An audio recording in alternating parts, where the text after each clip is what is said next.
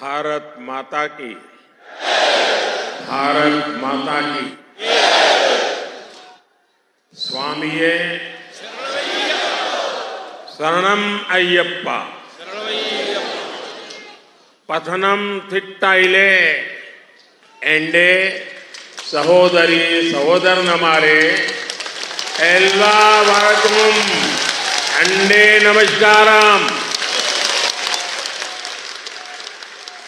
आज पथनम थिट्टा का ये माहौल बता रहा है कि इस बार केरला में कमल खिलने जा रहा है। केरला में जनता हमें पिछले चुनावों में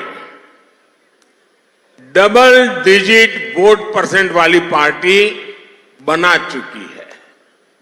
अब बीजेपी के लिए डबल डिजिट सीट्स की मंजिल बहुत दूर नहीं है। बीजेपी यहां की युवा ऊर्जा को बढ़ावा दे रही है। यहां बीजेपी के उम्मीदवार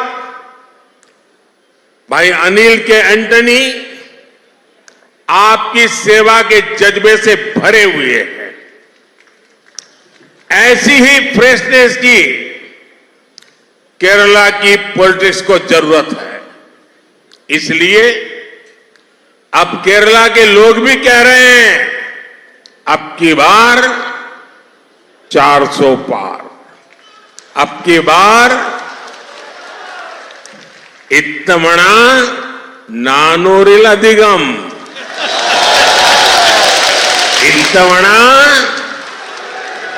इत्तमणा।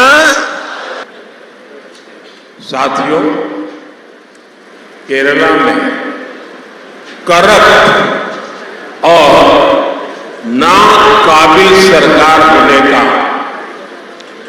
बहुत बड़ा नुकसान केरल के आप सब मेरे भाई बहनों को उठाना पड़ रहा है। हम जानते हैं यहां रबर के किसान हैं, कितनी मुसीबतों से रबर का किसान गुजारा कर रहा है। लेकिन एलडीएफ और यूडीएफ ने अपनी आंखें बंद कर रखी है। केरला में कानून व्यवस्था का हाल भी बहुत बुरा है। यहां तक कि चर्च के पादरी भी हिंसा के शिकार हो रहे हैं। कितने ही कॉलेज कैंपस कम्युनिस्टों के गुंडों के अड्डे बन गए हैं। महिलाएं, युवा और हर वर्ग डर में जी रहा है। राज्य सरकार में बैठे लोग चैन की नींद सो रहे हैं। केरला को इन समस्याओं से छुटकारा तभी मिलेगा जब एक बार कांग्रेस, एक बार एलडीएफ, ये जो मिली भगत का चक्कर चल रहा है ना, वो चक्कर जब टूटेगा तब जाकर के आपको न्याय मिलेगा। साथियों, जिन पॉलिटिकल पार्टीज का एकमात्र लक्ष्य सिर्फ और सिर्फ सत्ता हासिल करना होता है, वो कभी भी लोगों का भला नहीं कर सकती। यहां एलडीएफ, यूडीएफ दोनों लड़ने का दिखावा तो कर रहे हैं, लेकिन दिल्ली जाकर एक दूसरे को गले मिल जाते हैं। यहां आपके सामने कांग्रेस वाले लेफ्ट सरकार को फांसीवादी कहते हैं और कम्युनिस्ट पार्टी के लोग कांग्रेस को घोटालेबाज पार्टी कहते हैं और फिर दिल्ली में ये लोग आपस में मिलकर गठबंधन कर लेते हैं। कांग्रेस और लेफ्ट इन दोनों ने ही केरला को खूब ठगा है। इस खेल को केरला के लोग अब समझ गए हैं। खास करके मेरी माताएं बहनें, मेरे नौजवान उनके इस खेल को बराबर समझ गए। साथियों, कांग्रेस हो या लेफ्ट, इन दलों ने सत्ता के लालच में जिस तरह के खेल खेले, जिस तरह राज्यों को बर्बाद किया, वो भी अब लोग अच्छी तरह जानते हैं। इसलिए जिस राज्य से एक बार ये दल पराजित हो जाते हैं, ये दल निकल जाते हैं, वहां के लोग इन्हें वापस लौटने ही नहीं देते। अब देखिए पड़ोस में तमिलनाडु में कांग्रेस ने 1962 में आखिरी चुनाव जीता था। यूपी, गुजरात, बिहार में भी कांग्रेस ने 4 दशक पहले, 4 डेकेड पहले आखिरी चुनाव जीता था। ओडिशा में भी कांग्रेस 3 दशक से सरकार से बाहर ही है। देश के कितने ही राज्यों में आज कांग्रेस का एक मेंबर ऑफ पार्लियामेंट भी नहीं है। अब आप देखिए त्रिपुरा, बंगाल, ये राज्यों में ये लेफ्ट पार्टियों का सितारा इतना चमकता था, 3-3, 4 दशक तक उन्हीं की चलती थी। लेकिन एक बार जब लोगों ने त्रिपुरा से उनको हटाया, बंगाल से लेफ्ट वालों को हटाया, उसके बाद कितने ही साल हो गए कांग्रेस को और लेफ्ट को ये कोई घुसने नहीं देता है। ऐसे राज्यों के लोगों को ये सच्चाई पता है कि जितने साल उन्होंने कांग्रेस पर भरोसा किया, जितने साल उन्होंने लेफ्ट पर भरोसा किया, उतने साल उस राज्य का सर्वाधिक नुकसान हुआ है। साथियों, केरला की अपनी महान परंपरा है, समृद्ध परंपरा है और केरला के लोग, यहां के नागरिक प्रोग्रेसिव लोग हैं, अच्छा सोचने वाले लोग हैं, दूर का सोचने वाले लोग हैं। जबकि कांग्रेस और एलडीएफ ये पिछली शताब्दी की पुरानी सोच से भी ज्यादा और पुरानी सोच रखने वाली पार्टियां हैं। कांग्रेस पार्टी अभी तक 19वीं सदी की सोच के साथ ही चल रही है।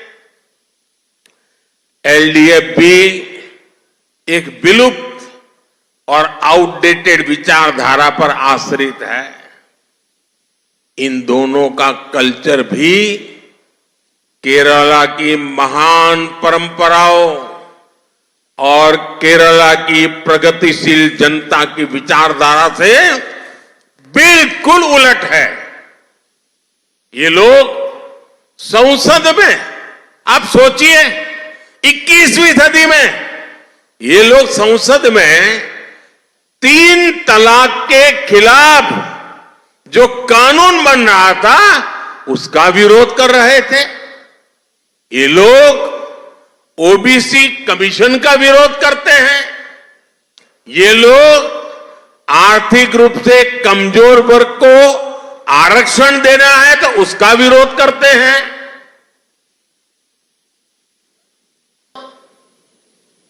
साथियों, केरला की संस्कृति आध्यात्मिकता से हाथ जुड़ी हुई है, लेकिन यूडीएफ और एलडीएफ के लोग आस्था को कुचलने के लिए जाने जाते हैं। यूडीएफ, एलडीएफ वोट बैंक की राजनीति और समाज में खाई पैदा करने में लगे रहते हैं। केरला का कल्चर शांति को बढ़ावा देने वाला कल्चर है, लेकिन यूडीएफ, एलडीएफ के लोग दिन रात राजनीतिक हिंसा में विश्वास करते हैं। केरला के कल्चर में ईमानदारी को सर्वोपरि रखा जाता है, लेकिन यूडीएफ और एलडीएफ के नाम पर घोटालों की पूरी डिक्शनरी है। एलडीएफ को सोने के जरिए लूटने के लिए जाना चाहता है और यूडीएफ की पहचान सोलर पावर की लूट से होती है। लूट का एक खेल पूरी तरह से बंद करने के लिए मैं आज आपका आशीर्वाद मांगने के लिए आया हूं। मुझे केरल का आशीर्वाद चाहिए, मुझे केरल के लोगों का पूरा सहयोग। यहां की करप्ट सरकार के बावजूद बीजेपी सरकार केरला के आप लोगों के विकास के लिए पूरी ताकत से काम कर रही है। अगर मैं आपको सिर्फ पथनमथिट्टा जिले में बीजेपी सरकार के विकास कार्य बताऊंगा तो आप अंदाजा लगा पाएंगे कि हम केरल के लोगों के कल्याण के लिए कितना काम कर रहे हैं। मैं एक जिले का बताता हूं। पथनमथिट्टा में अराउंड 3,50,000 परिवारों को जल जीवन मिशन के तहत नल से जल का कनेक्शन दिया गया है। पथनमथिट्टा में लगभग 5 लाख लोगों को पीएम गरीब कल्याण योजना के तहत मुफ्त राशन मिल रहा है। पथनमथिट्टा में 1,50,000 से ज्यादा किसानों को पीएम किसान सम्मान निधि के 380 करोड़ रुपए दिए गए हैं। पथनमथिट्टा में 1,50,000 से ज्यादा पशुओं का वैक्सीनेशन हुआ है। यहां करीब 12,000 महिलाओं को उज्ज्वला योजना के तहत एलपीजी कनेक्ट। केरला के विकास के लिए बीजेपी सरकार के इन प्रयासों के बीच ये भी जरूरी है कि केरला के लोगों की सही भावनाएं केंद्र सरकार तक पहुंचे। अगर यहां बीजेपी के सांसद होंगे तो केरला की भावनाओं को केंद्र सरकार तक पहुंचाने में और केंद्र सरकार की योजनाओं को यहां लागू करने में भी और आसानी होगी। केरला के लोगों को विकास की जिन योजनाओं, परियोजनाओं की जरूरत है, वो अपनी बात बीजेपी सांसदों से और बेहतर तरीके से लोग अपनी बात पहुंचा पाएंगे। और मोदी आपकी इच्छा पूर्ति में कोई कमी नहीं रखेगा, ये मोदी की गारंटी है। ये है मोदी युड़े गारंटी। साथियों, मैं जब भी विदेश जाता हूं, वैश्विक नेताओं से मिलता हूं, तो वो सभी और खासकर गल्फ देशों के नेता, प्रवासी भारतीय और विशेष करके केरला के लोगों के बारे में बहुत बातें करते हैं। मैं भी केरला के परिश्रमी लोगों की खूब तारीफ करता हूं। केरला की ब्रांडिंग जहां जाता हूं वहां करता हूं। मैं विदेशों में लोगों को बताता हूं कि क्यों हमारा केरला इतना खास है। मुझे याद है, भारत ने 2022 में यूएई के साथ ट्रेड एग्रीमेंट किया था। इससे आने वाले वर्षों में सैकड़ों बिलियन डॉलर के कारोबार और निवेश का रास्ता तैयार हुआ। इससे किसका फायदा होगा? इसका लाभ केरला के हमारे उन ऊर्जावान युवाओं को होगा जो बड़ी संख्या में यूएई में रहते हैं। जब 2021 में मेरी वेटिकन में हिज होलीनेस पोप फ्रांसिस से मुलाकात हुई थी, तब भी मैंने केरला का विशेष जिक्र किया था। भारत में हो रही प्रगति के बारे में जानकर भी वो भी बहुत प्रभावित हुए थे। साथियों, पिछले 10 वर्षों में हमने देश के हर क्षेत्र, हर वर्ग के लिए जितना ज्यादा काम कर सकते हैं करने का प्रयास किया है। आप जानते हैं, हम युद्ध के बीच फंसी हमारी नर्स बहनों को भारत वापस लेकर आए थे इराक से। हमने संकट में फंसे हमारे पादरियों को बाहर निकाल करके सुरक्षित वापस लाए थे। कोरोना के समय दुनिया के हर हिस्से से भारतवासियों को स्वदेश पहुंचाया है, क्योंकि जहां एक भी भारतीय परेशानी में होगा, वहां उसके साथ हमारी सरकार मजबूती से खड़ी होगी। ये है मोदी युड़े गारंटी। साथियों, अगले कुछ दिनों में ही ईस्टर भी आने वाला है। ये दिन हमें जीसस क्राइस्ट के आदर्शों की याद दिलाता है। मैं आप सभी को ईस्टर की हार्दिक शुभकामनाएं भी देता हूं। हमारे पारसी भाइयों का बड़ा महत्वपूर्ण त्योहार नवरोज का त्योहार भी आने वाला है। रामनवमी और होली भी बिल्कुल पास में है। रमजान का पवित्र महीना चल रहा है और लोकतंत्र का सबसे बड़ा फेस्टिवल भी शुरू होने वाला है। मुझे विश्वास है केरला का बीजेपी के लिए जो स्नेह है इस बार विशाल जन समर्थन में बदलेगा और इस बार पुराने सारे रिकॉर्ड टूटेंगे। एलडीएफ यूडीएफ के विष चक्र से हमारा केरला बाहर निकालेगा और मोदी को केरला की सबसे ज्यादा सेवा करने का मौका देगा। मैं आपसे वादा करता हूं कि मोदी केरला के विकास के लिए कोई कोर कसर नहीं छोड़ेगा।